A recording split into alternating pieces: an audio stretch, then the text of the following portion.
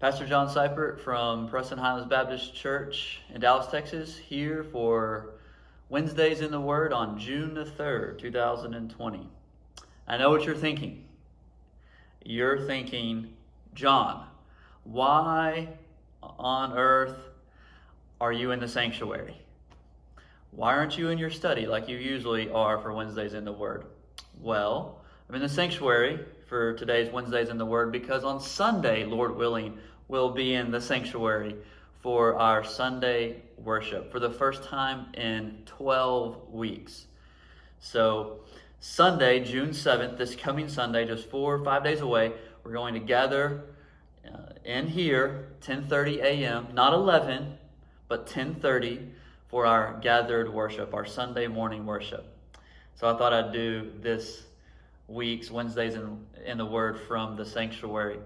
Also, this week's Wednesdays in the Word is going to be less of a devotional and more of a recap or an overview of our guidelines for the regathering, the Phase 1 guidelines for our regathering. So I'm not going to read everything that I've already emailed you, the church, a couple of times. I won't read this all again. I want to hit a few of the high points, though, on the document that I sent out, Phase 1 Reopening, Regathering Guidelines. If you want the whole document, you don't have it, you're like, I don't know what you're talking about, I'll be happy to send that to you. Just let me know. So, again, we're going to meet this Sunday, Lord willing, June 7th at 10:30 a.m. By way of introduction, let me say, as I said in the initial letter, not everyone will feel comfortable gathering on Sunday the 7th, and that's okay. You may not feel comfortable gathering for a while, and that's totally okay. If you're unable or unwilling or uncomfortable to gather with us, we understand. We totally understand. And we want to let you know that we'll continue to provide a home worship guide. On Fridays, I'll send out what I've been sending out for the last 3 months. A link with a sermon, songs, prayer points, and discussion questions for you to worship with your family, your spouse, your roommate, or perhaps even some friends where you live. So the home worship guide will continue to go out on Fridays for those who are unable or uncomfortable gathering with us on Sundays. Let me say, too, by way of introduction, for everyone's safety, we ask that you please abide by these guidelines. We must consider the health and safety of others as we gather, so please don't disregard these guidelines and please don't assume that they don't apply to you. I was reminded of something Greg Abbott said in his checklist for churches and places of worship. It was actually put out by the Office of the Attorney General and the Office of the Governor earlier in May. So he said something really, I think, obvious for many of us, but worth noting here in the introduction. He says, we know that the virus that causes COVID-19 can be spread to others by infected persons who have few or no symptoms. Even if an infected person is only mildly ill, the people they spread it to may become seriously ill or even die, especially if that person is 65 or older with pre-existing health conditions that place them at higher risk. Because of the hidden nature of this threat, everyone should rigorously follow the practices specified in these protocols, all of which facilitate a safe and measured reopening of Texas. The virus that causes COVID-19 is still circulating in our communities. We should continue to observe practices that protect everyone, including those who are most vulnerable. In other words, he's saying that just because you don't feel sick, just because you feel great, doesn't necessarily mean you don't have COVID-19. You may have it and not know it. That's all but a proven fact. So that's why these guidelines are important. You may feel great. You may be thinking, this stuff is really kind of overblown or unnecessary. I understand. We understand. But there is the possibility that you may still be sick and therefore could get other people sick if we don't all abide by these safety protocols. So let me go through the guidelines that we put together for our Phase 1 reopening for our church. And a lot of this was adapted from other churches and from the state of Texas and the CDC. Let me go through this bit by bit. Before you come, we've asked that if you're 65 or older, or if you have pre-existing health conditions, immunocompromised, if you're in that category, we strongly encourage you not to come. We strongly encourage you not to come for your own safety. Of course, we want to see you, we want to be with you, but for your own safety, we strongly encourage you not to come. If you are planning to come, please make sure you're healthy. Please don't come if you have even the slightest fever. If you've been around anyone with COVID-19. If you've traveled to a domestic hotspot or internationally, please don't come for at least 2 weeks. And for everyone who does come, we ask everyone age 3 and over to wear a face mask. As soon as you exit your vehicle, put on your face mask, wear it into the building and through the service, and then all the way back to your vehicle. Please wear your face mask the entire time. And those without face mask will be offered one. If you don't have one, we have some for you. Those who are unwilling to wear a face mask will not be allowed to enter. And we're not unique in that, by the way. I was at the doctor's office yesterday, had to wear a face mask to be there.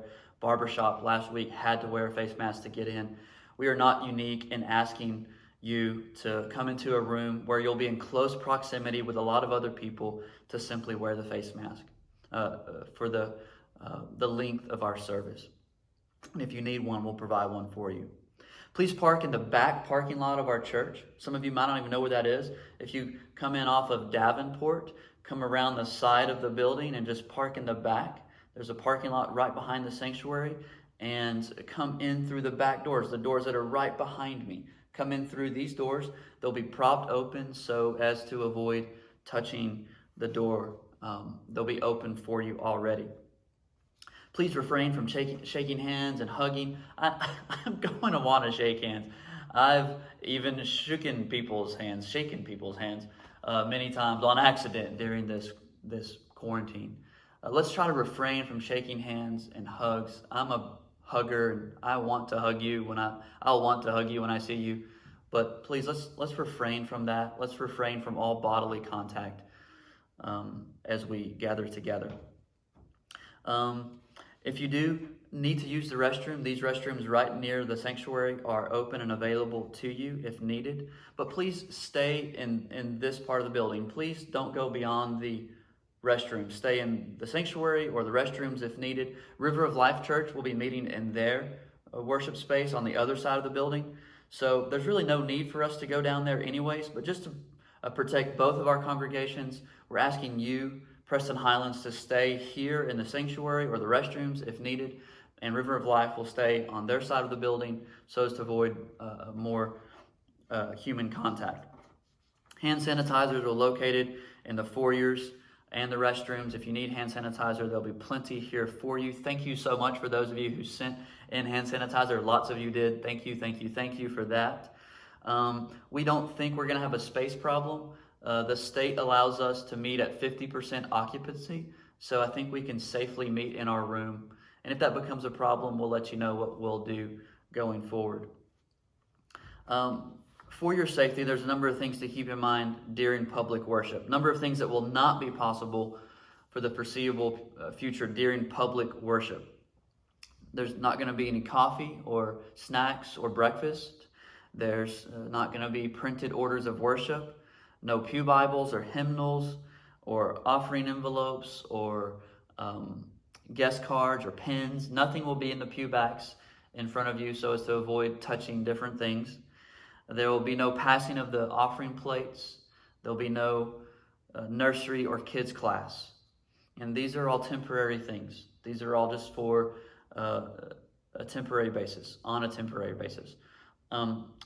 Regarding kids, though, especially babies and those with those who are nursing babies, the nursing mom's room won't be available. But if you need to nurse, by all means, you can use the kids' rooms. If you need to nurse your little one, or if they just need to let some wiggles out, the kids' rooms will be available to do that for you. please let me or Callie Sergei know if you have any questions, parents, about what we're doing with children and that kind of thing. As you can see, every other row will be blocked off in the sanctuary. Families and households may sit together, but please maintain adequate spacing between you and people not in your household. So if you live with someone, you can sit with them. If you don't live with that person, you need to sit at least 6 feet away from them on the rows that are not marked off with these white signs. As you can see behind me, Austin is doing one thing really well. He's wearing his face mask, bandana, which is totally appropriate, but he's sitting on a row he should not be sitting in. So we ask that you sit on the rows that are available and wear your face mask while you're in the building. As I said, the offering plates won't be passed, but there is still online giving. Many of you are using that, and there is a little black offering box that we placed in the small foyer behind me. And it will have some little offering envelopes as well. If you want to use that, you totally can on your way in or out. You can drop your offering in the box while you're here on Sunday. We'll dismiss everyone at the close of the service in an orderly manner. So after the service is over, I'll simply dismiss a few rows at a time. And that's just so that we don't all get up at the same time and come into this middle aisle and, have a huge traffic jam where social distancing is absolutely impossible. So at the end of the service, I'll dismiss you a few rows at a time to go out the way you came in. And in the parking lot, it would be a great place for you to maybe stand around in socially appropriate, distanced ways to talk and catch up and be with one another. So if you want to do that, outside would be the best place to do that, not inside. I think that's all I want to say from the guidelines. If you have any questions about anything, please don't hesitate to ask me or Nick or Callie or anyone else. Lord, we just ask that you would understand that we've been seeking the Lord. We've been praying. We've been thinking. We've been looking at other churches. We've been talking to other pastors. Thank you for your patience with us, your elders. Thank you for praying for us. Thank you for standing with us during this really weird time of quarantine and not being able to gather.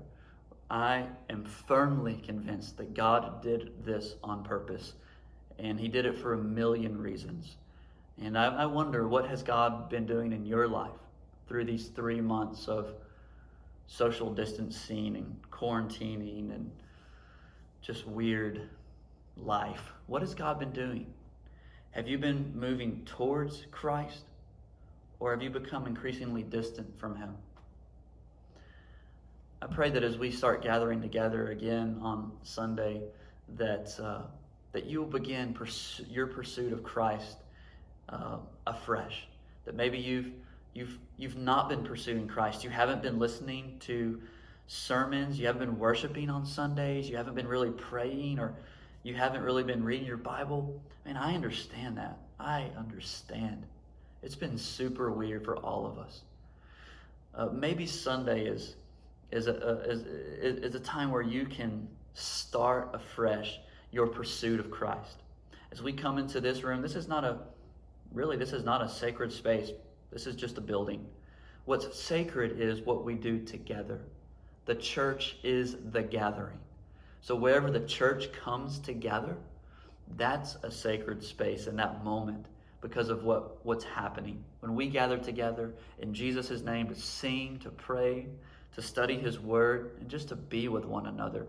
Those are sacred, special, supernatural, mysterious, amazing moments. I pray that this Sunday would be, you'd be able to join us. And even if you're not, I pray that you would be praying for us. And whenever you're comfortable, whenever you feel ready and comfortable to come join us again, we'll be happy to see you. And just remember that the reason why we're doing these guidelines, really 2 reasons, are wisdom and love. Wisdom and love. Wisdom because just yesterday, there were 257 new cases in Dallas County. 257, that's the most there's been in a couple of weeks. And 16 deaths happened just yesterday in Dallas County. So we aren't really out of the woods yet. That's why we're trying to walk in wisdom. But the other call and the other reason, the other call on our lives, the other reason for these guidelines is love. Philippians 2 tells us to consider each other's interests as more important than our own, and to not do anything out of selfish ambition or vain conceit. But like Christ, we should have the same mind as Christ, and we should think about what other people are going through. Think about how our actions affect other people more than how they affect us. So instead of kind of griping and complaining about a face mask, which none of us really like, we think, okay, I'm going to do this because you know what? This may prevent someone else from getting sick. I'm going to consider their interest as more important than my comfort. And in doing so, we take the posture of Jesus Christ, and we show the love of Christ to our friends, our brothers and sisters. So these guidelines are for the purpose of wisdom, for the purpose of love. I pray that you would be praying for our gathering, and I pray that if you're able, if you're willing, that you would come and be with us this Sunday, June 7th at 10:30 a.m. Until then, I'll be praying for you. I miss you, and I hope to see you soon.